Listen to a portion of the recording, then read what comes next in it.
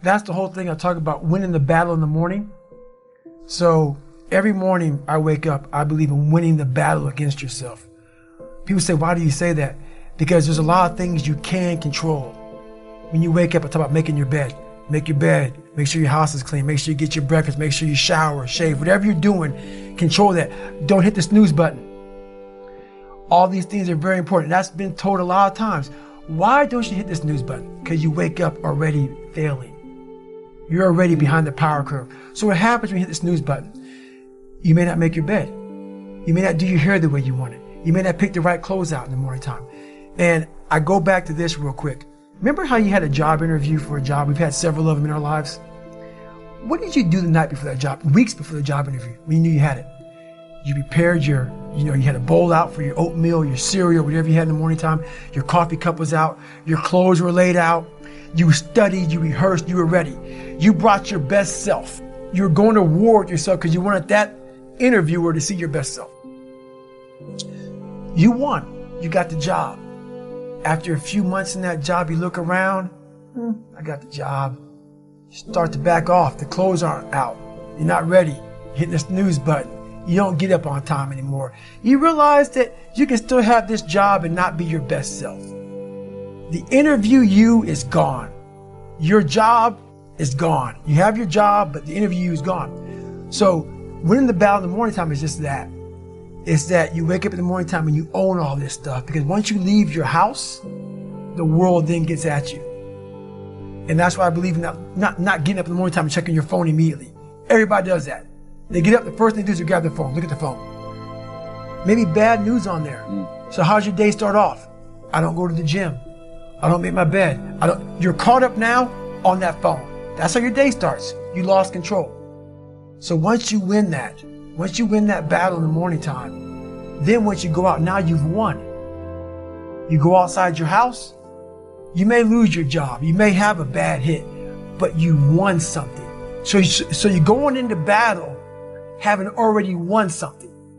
Having already won. So then if you hit the snooze button, you go out, you just defeated already. You're behind the power curve. Now you've won something. You feel better about yourself. So now you're able to take these hits along the way. So that's the mindset that I think it's important to bring with you every day you go. Everywhere you go in life. Win what you can. For me, my routine is every night I stretch out. And I stretch out for 2 or 3 hours every single night without fail. And while I'm stretching out, I'm thinking about my plan for the next day. And I'm thinking about all these different obstacles that may come up. So basically, a lot of us aren't prepared for life. We get up willy-nilly and just hope life is going to happen. It is going to happen. But it's going to happen with a prepared mind or an unprepared mind. Most people attack life with an unprepared mind. What I do is I try to account for all things that could happen, might happen, probably will happen, and then the unknowns.